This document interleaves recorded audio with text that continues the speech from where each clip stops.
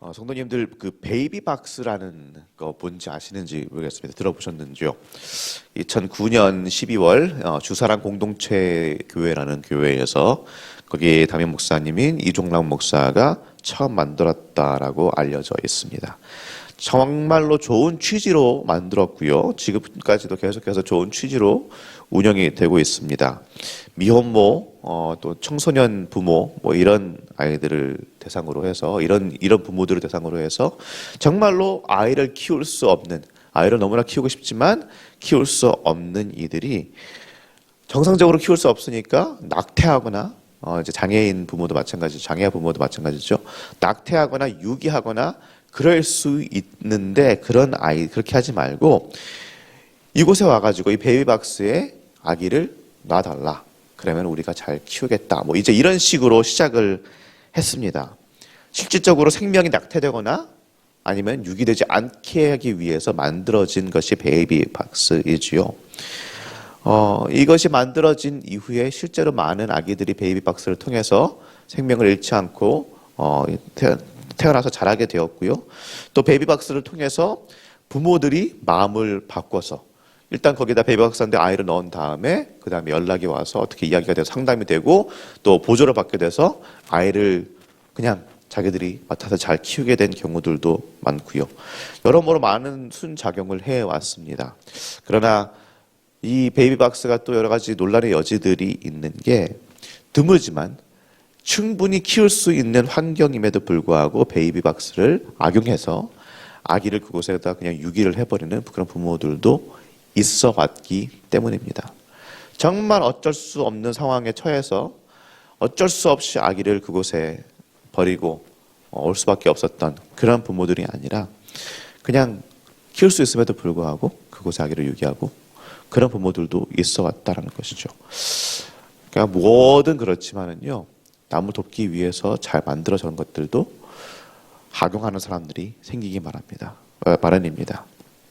오늘 말씀에서는요, 사도 바울이 교회가 구제해야 될 대상에 대해서 말을 합니다. 교회가 모든 이들한테 다 손을 내밀고 모든 이들을 다 구제해 줄 수 있다면 좋겠지만 또 우리의 오늘날의 교회는 그럴 수 있는 교회들이 있겠지만 그 당시 에베소 교회는요, 그럴 수 있을 만한 상황도 아니었고 사회적으로 눈이 곱지가 않았죠. 그럴 만한 상황도 아니었고 그럴 힘도 사실은 없었습니다. 돈도 없었고요.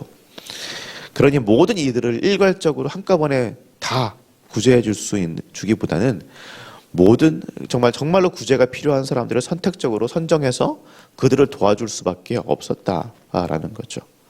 오늘 말씀에서 나오는 구제의 대상은 누구냐? 바로 지난 월요일에 이어서 과부들입니다.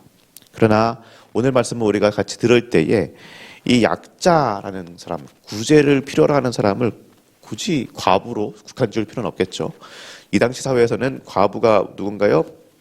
약자의 대표격이었지만 요즘에는 꼭 그렇지는 않죠. 노약자들도 있고 장애인들도 그렇고 참으로 많은 약자들이 우리 곁에 있기 때문에 오늘 말씀 우리가 들을 때에 이거를 약자라는 카테고리 안에서 생각을 해야지 꼭 과부를 두고만 생각할 필요는 없을 것 같습니다. 어쨌든 이 약자들을 교회가 어떤 기준을 가지고 선정을 하고 돌봐주느냐, 이 이야기를 지금 선배 목사인 사도 바울이 후배 목사인 디모데에게 해주고 있는 것입니다. 자, 그래서 오늘 말씀에서 첫 번째로 교회가 도와줘야 하는 사람은 어떤 사람들이냐? 바로 혼자 힘으로 일어날 수 없는 사람입니다. 혼자 힘으로 일어날 수 없는 사람. 함께 먼저 11절 말씀 읽어보도록 하겠습니다. 젊은 과부는 올리지 말지니 이는 정욕으로 그리스도를 배반할 때에 시집 가고자 함이니. 젊은 과부는요, 과부 명부, 그러니까 교회가 책임지고 도와줄 그 과부의 명단에 올리지 말라라고 사도 바울이 말합니다. 왜 그럴까요? 오늘 말씀 보면은 정욕으로 그리스도를 배반할 때에 시집 가고자 함이니라고 하는데 이게 참 말이 헷갈리죠. 이게 무슨 말인가 싶어요. 번역이 우리 개역개정 버전에서 번역이 좀 그렇게 됐습니다. 우리 새번역 버전을 읽으면 조금 더 언어에 가깝고 이해가 되는데 우리 새번역 버전으로 11절에서 14절 함께 읽어보겠습니다. 젊은 과부는 명단에 올리는 것을 거절하십시오. 그들은 그리스도를 거슬러 정욕에 이끌리면 결혼을 하고 싶어 할 것입니다. 것이고 처음 서약을 저버렸기 때문에 비난을 받을 것입니다. 또한 그들은 이 집 저 집 돌아다니면서 빈둥거리는 것을 익힐 것입니다. 더욱이 그들은 빈둥거릴 뿐만 아니라 수다를 떨고 남의 일에 참견하고 해서는 안 되는 말을 할 것입니다. 그러므로 젊은 과부들은 재혼을 해서 아이를 낳고 가정을 다스려서 적대자들에게 비방할 기회를 조금도 주지 말기를 바랍니다. 아멘. 조금 더 이해가 되시죠? 한마디로 말하면 뭐예요? 젊은 과부는 재혼할 수 있고 재혼하기 원할 것이기 때문에 재혼하라는 겁니다. 재혼할 수 있으니까 재혼하라는 말이에요. 이 말씀을 그냥 고지굿대로 우리 현대인의 마인드로 그냥 해석해버리면 안 됩니다. 뭐 과부가 재혼하면 안 하면 죄다, 재혼해야 된다, 무조건 뭐 그런 말을 하는 것은 아니고요. 현대 사회에서는 과부라도 얼마든지 결혼 안 하고 혼자 자기 자신이 돈 벌고 선한 일 하면서 살 수 있지 않습니까? 그러나 사도 바울의 시대에는 어땠습니까? 여성 인권이라는 것은 눈을 씻고도 찾아볼 수 없었던 그때에 극히 드문 경우를 제외하고는 과부는 경제권이라는 것이 전혀 없습니다. 살아남을 방도가 없어요. 남에게 도움을 받지 않으면 참으로 살기 어려운 것이 그 당시 과부들이었다라는 말입니다. 그런데 젊은 과부는 어때요? 이 당시 사회에서 재혼을 해서 재정적인 안정을 취할 수가 있으니 그러니까 재혼을 하라는 말입니다. 어떤 방식으로든 그렇게 해서 어떤 방식으로든 덕이 안 되고 비난을 받을 만한 거리들을 사전에 차단하라는 말이죠. 교회 과부로 명단에 올라가면은 교회에서 도움을 받는 대신 교회를 위하여 헌신할 수가 있습니다. 그렇죠? 이 과부는 교회를 위해서 참 열심히 일하는구나 라고 사람들이 생각할 것입니다. 그런데 재혼하면 결혼하면 어떻게 됩니까? 그럴 시간이 있을까요? 가정에 헌신해야죠. 그렇죠? 가정이 있으면 1차적으로 가정의 일들에 헌신하는 것이 당연한 것입니다. 그렇게 되면 교회에서 도움대로 다 받으면서 가정일에는 신경 안 쓰고 남편이 주는 경제적인 풍족함은 다 누릴 테니 구설수에 안 오를 리가 없죠. 저 사람은 뭔데 왜 교회에서 이제까지 구제를 다 받았는데 결혼해가지고 똥똥거리면서 그렇게 사냐, 그런 말들이 나올 수 있으니 그러니 젊으면 그냥 재혼해라. 교회에서 주는 도움은 재혼할 수 없는, 다시 말하면 혼자로 일어날 수 없는 나이 많은, 여기서는 이제 나이 많은 과부라고 얘기를 하는데 그런 사람들한테 주어라 라고 말을 하고 있습니다. 자, 첫 번째 교회가 구제할 사람들은 혼자 힘으로 일어날 수 없는 사람이고, 두 번째는 어떤 사람들일까요? 우리 8절 말씀 함께 읽어보겠습니다. 누구든지 자기 친족, 특히 자기 가족을 돌보지 아니하면 믿음을 배반한 자요 불신자보다 더 악한 자니라. 자, 이렇게 소위 밑밥을 바울이 지금 깔고 있는데요. 친족, 특히 가족을 돌보지 않으면 믿음을 배반하고 불신자보다 더 악하다. 그렇게까지 얘기를 하는데요. 왜 이런 말을 할까요? 우리 계속해서 16절 말씀 함께 읽어보겠습니다.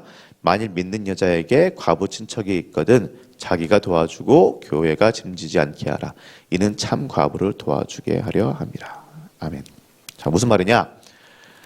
주변에 도울 사람이 있다면 과부가 정말 도움을 필요로 하지만 어쨌든 주변에 도울 사람들이 있다면, 도울 수 있는 가족이나 친지가 있다면 교회에 짐을 지게 하지 말고 그 사람이 도우란 말입니다. 그 사람이. 다시 말하면 뭐예요? 남이 도울 수 있는 사람, 주변에 도와줄 수 있는 다른 사람이 있는 사람은 그 사람이 돕게 하라는 거예요. 첫 번째는 뭐였죠? 혼자 힘으로 일어날 수 없는 사람을 교회가 돕고, 두 번째는 뭐예요? 주변에 도와줄 수 있는 사람이 없는 그 사람을 교회가 도와줘야 된다라고 사도 바울이 굉장히 프랙티컬한, 굉장히 현실적인 그런 조언을 지금 디모데에게 해주고 있습니다. 그런데요, 성도님들, 또 한 번 하나 기억해야 될 것은, 우리가 성경을 읽을 때에 성경 안에서 나오고 있는 이런, 특히나 뭐 바울이 디모데한테 하는 조언이라든지 이런 이야기들을 그냥 100% 이러니까 이 기준을 가지고 이렇게 해야 된다라고 자로 재듯이 부자르듯이 이렇게 할 수는 꼭 없다라는 것을 기억을 하셔야 됩니다. 이 당시 교회의 상황과 지금 우리 교회의 상황이 많이 달라요. 그 당시 사회의 상황과 지금 우리의 사회의 상황이 많이 다릅니다. 그냥 우리 주변에 도울 수 있는 사람이 있다면은 그냥 그 사람은 돕지 않아도 돼. 그렇게 할 수 있을까요? 이 당시 사회는 어떤 사회입니까? 지난번에 제가 오예배 설교 때도 말했지만 체면 사회입니다. 체면 문화. 주변에 도울 사람이 있는데 돕지 않는다. 그것은 사회적으로 굉장히 무리가 가는 일이고, 내가 도와줄 수 있는 가족 친척이 있는데 이 사람이 아무것도 할 수 없다. 그러면은 도와주는 게 응당 당연한 것이었고 그렇게 살아왔어요. 그런데 요즘 우리 시대에는 어떻습니까? 가족이나 친지가 도움이 필요하고 하더라도 그냥 앞만 볼수하고 그러는 일들이 얼마나 많이 있습니까? 혼자 힘으로 일어날 수 없는 사람들, 주변에 눈으로 봤을 때는 혼자 힘으로 일어날 수 있으니까 일어나! 라고 하지만 실질적으로 일어날 수 없는 사람들은 또 얼마나 많이 있습니까? 베이비박스가 논란이 되지만 그럼에도 불구하고 계속 존속되고 있고 칭송을 받는 이유가 무엇입니까? 그것을 정말 제대로 사용하지 않는 이상한 사람들, 나쁜 사람들이라고 할 수 있는 사람이 한 명이 있다고 할지라도, 아니면 9명이 있다고 할지라도 그 중에 한 명이라도 정말 구제받아야 될 아이가 구제를 받는다면 그러면 된다는 거예요. 그러면 그 역할을 감당한다는 말입니다. 제가 예전에 신대원 다닐 때에 이제 수원에 있는 노숙자 사역을 하는 이제 그 노숙자 쉼터 겸 교회를 운영하시는 목사님하고 함께 일을 해본 적이 있는데요. 참 이게 쉽지 않더라고요. 항상 이제 아침을 식사를 해서 대접을 하고 도와주고, 교회는 정말 허물어져가는 그런 교회 같지도, 우리 눈으로 봤을 때 교회 같지도 않은 그런 단칸방 같은 데서 이제 하고 있는데 정말 힘들게 사역을 하십니다. 그런데 그렇다고 해서 거기에서 정말 열매가 맺어지냐? 노숙자 사역을 그때 20년인가 30년 하셨다고 했거든요. 그런데 그동안 그 기간들을 거치면서 정말로 개가천선하고 삶으로 돌아가고 교회 다니고 몇 명 없어요. 10명이 안 된다고 합니다. 30년 시간 동안 10명이 안 된다고 그랬어요. 그런데 그걸 왜 붙잡고 있느냐? 그 와중에서 한 명이라도, 조금이라도, 내가 알지 못하고 나중에 나한테 찾아오지 않는다고 할지라도 조금이라도 가정으로 돌아가고 하나님을 영접할 기회가 있다면 그러면 섬기는 게 맞다. 이렇게 얘기를 하시더라고요. 사랑하는 성도님들, 우리는요, 구원받을 만한 사람들이라서 구원받은 것이 아닙니다. 하나님이 우리를 구제해 주신 것은요, 우리가 구제할 수 있을 만한 역량이 있어서가 아닙니다. 혼자 힘으로 일어날 수 있어서가 아니고요, 주변에서 도와줄 수 있는 이들이 있어서도 아닙니다. 아무런 가능성이 없었어요. 그럼에도 불구하고 먼저 예수께서 우리한테 오시고 십자가에 죽으시고 우리에게 그렇게 손을 내미셨습니다. 그렇게 우리가 구원받았다라면 이제 교회된 우리도 그렇게 남들을 도와줘야 되지 않겠습니까? 이 가이드라인, 이 조언들은 우리가 마음에 새기되 그렇게 해서 한정을 지어버리고 구분을 지어버리고 선을 긋는 것이 아니라 우리가 할 수 있는 한 도움이 필요한 이들한테 손을 내밀 수 있고 구제해 줄 수 있는 그런 우리 쉬운 교회, 그리고 우리 모든 개인들이 되기를 예수님의 이름으로 축원합니다. 그렇게 할 때에 주변에 있는 많은 이들이 우리 교회를 보고 우리의 삶을 보고 이것이 예수 믿는 자들이다, 이것이 그리스도인이다 라고 알고 칭송할 수 있는 그런 일들이 벌어질 수 있을 줄로 믿습니다. 그렇게 삶을 살아내시는 우리 시온교회 모든 성도님들 되시기를 예수님의 이름으로 축원합니다. 이제 말씀을 생각하면서 함께 기도하도록 하겠습니다.